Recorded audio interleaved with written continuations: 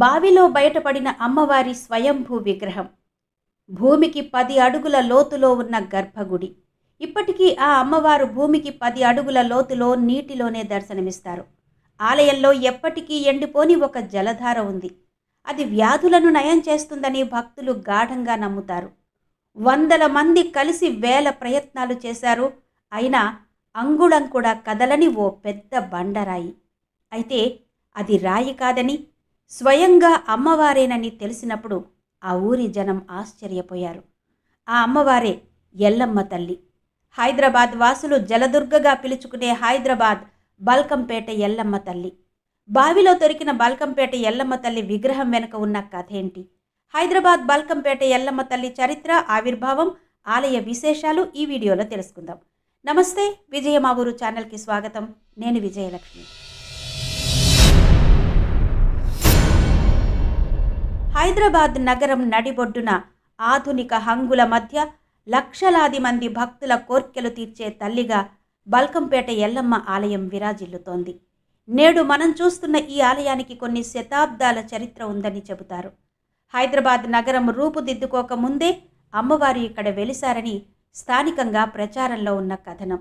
అయితే ఈ మహాక్షేత్రం మూలాలు ఒక సాధారణ వ్యవసాయ బావిలో ఉన్నాయన్న విషయం చాలామందికి తెలియకపోవచ్చు. భూమికి 10 అడుగుల లోతులో శయన రూపంలో, అంటే పడుకుని ఉన్న భంగిమలో స్వయంభువుగా వెలిసిన ఆ తల్లి వెనక ఉన్న అద్భుతమైన కథను ఇప్పుడు వివరంగా తెలుసుకుందాం. భారతదేశంలో ఎన్నో పురాతన దేవాలయాలున్నాయి. కానీ వాటిలో కొన్ని ఆలయాలు తమ నిర్మాణం వల్ల కాదు, వాటి ఆవిర్భావం వల్లే ప్రపంచం దృష్టిని ఆకర్షిస్తాయి. హైదరాబాద్ నగరంలోని బల్కంపేట ఎల్లమ్మ, పోచమ్మ దేవస్థానం అలాంటి అరుదైన ఆలయాల్లో ఒకటి. భూమికి సుమారు 10 అడుగుల లోతులో సహజ నీటి ఊటల మధ్యలో ఉంటుంది అమ్మవారు. అందుకే ఆమెను జలదుర్గ అని కూడా వ్యవహరిస్తారు. ఆలయ చరిత్ర ప్రకారం ఈ స్వయంభూ విగ్రహం బావి తవ్వుతుండగా బయటపడింది.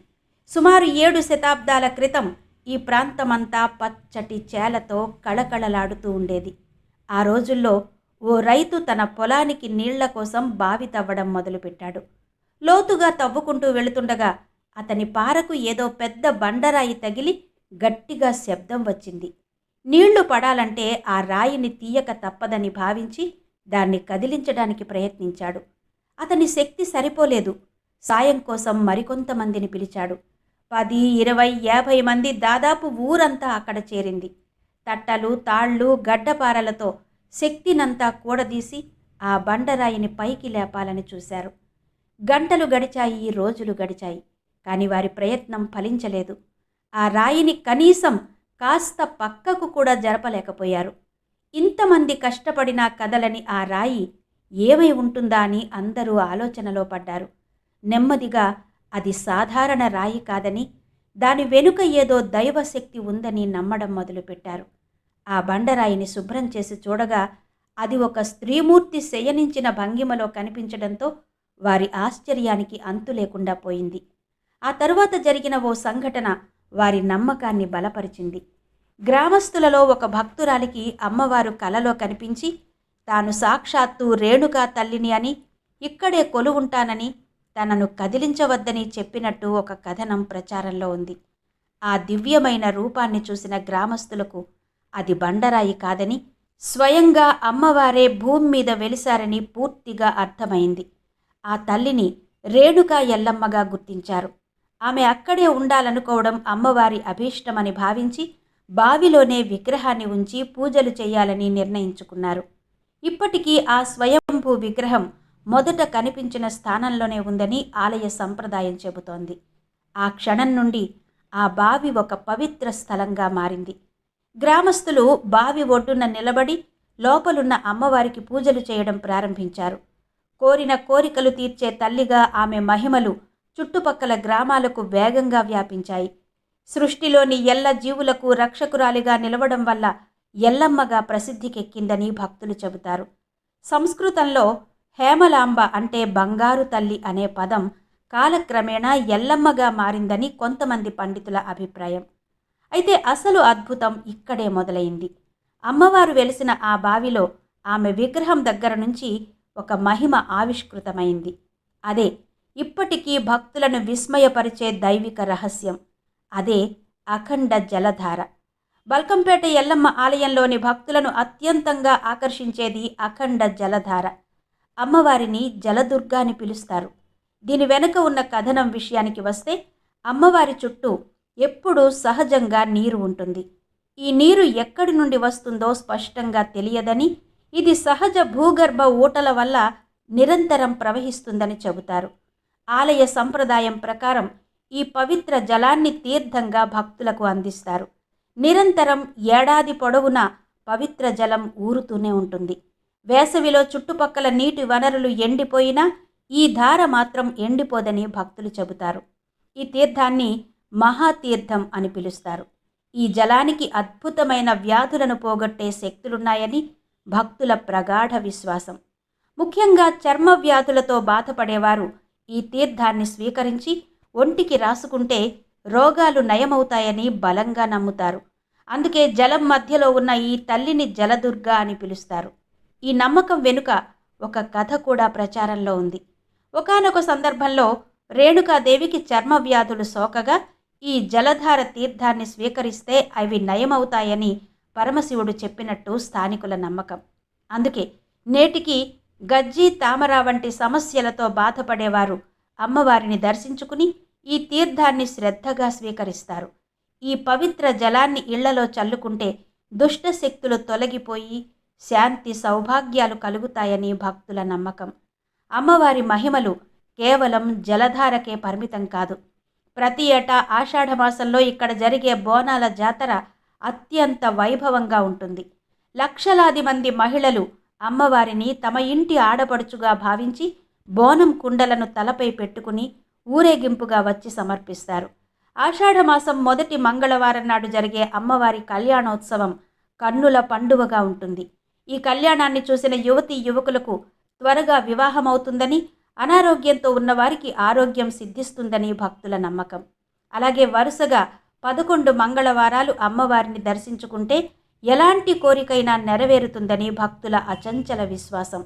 అమ్మవారు బావిలో వెలిశారని తెలిసాక చుట్టుపక్కల గ్రామాల ప్రజలు తరలివచ్చి దర్శించుకోవడం ప్రారంభించారు. భక్తులంతా కలిసి అమ్మవారు వెలిసిన బావి చుట్టూ ఒక చిన్న ఆలయాన్ని నిర్మించుకున్నారు. శతాబ్దాలు గడిచే కొద్దీ అమ్మవారి సమాచారం నలుదిశలా వ్యాపించింది.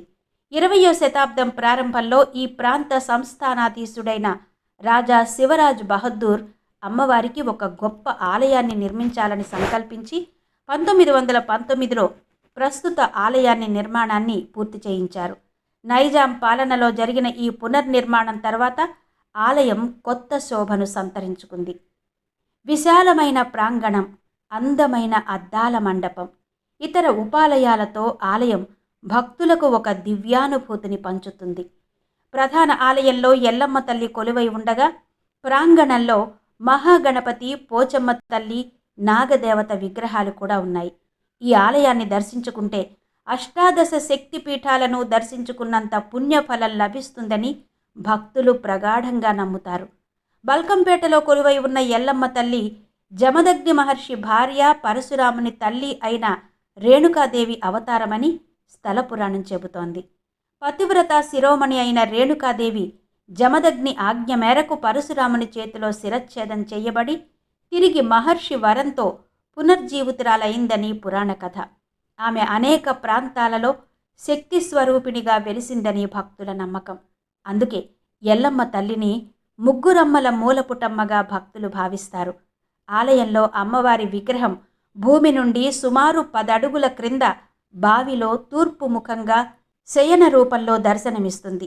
ఈ భంగిమలో అమ్మవారు యోగ నిద్రలో ఉంటూ తనను నమ్ముకున్న భక్తులను చల్లగా కాపాడుతున్నట్టు కనిపిస్తుందని భక్తులు అనుభూతి చెందుతారు.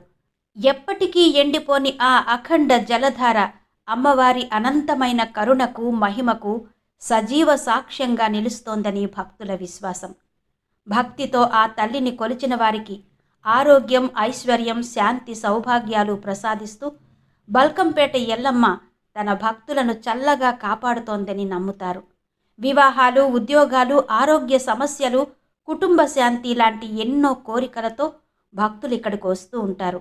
తల్లిని దర్శించాక తమ కోరికలు నెరవేరాయని చెబుతారు. తెలంగాణ, కర్ణాటక, ఆంధ్రప్రదేశ్ రాష్ట్రాల్లో ఎల్లమ్మ తల్లికి విశేషమైన భక్తులున్నారు. అమ్మవారి ఆలయం పక్కనే పోచమ్మ తల్లి ఆలయం కూడా ఉంటుంది. ఇక ఈ బల్కంపేట ఎల్లమ్మ తల్లి ఆలయానికి ఎలా చేరుకోవాలో చూద్దాం. ఈ ఆలయం తెలంగాణ రాష్ట్ర రాజధాని హైదరాబాద్లోని బల్కంపేట, అమీర్పేట సమీపంలో ఉంది. మెట్రో రైలు, బస్సు, ఆటో ద్వారా ఆలయానికి సులభంగా చేరుకోవచ్చు. మరి మీరెప్పుడైనా బల్కంపేట ఎల్లమ్మ తల్లిని దర్శించుకున్నారా? అప్పటి మీ అనుభవాలను కమెంట్స్లో మాతో పంచుకోండి. వీడియో మీకు నచ్చినట్టయితే లైక్ చేసి షేర్ చేయండి. ఇలాంటి మరిన్ని ఆసక్తికరమైన ఆలయ రహస్యాల కోసం మా ఛానల్ను సబ్స్క్రైబ్ చేసుకోండి.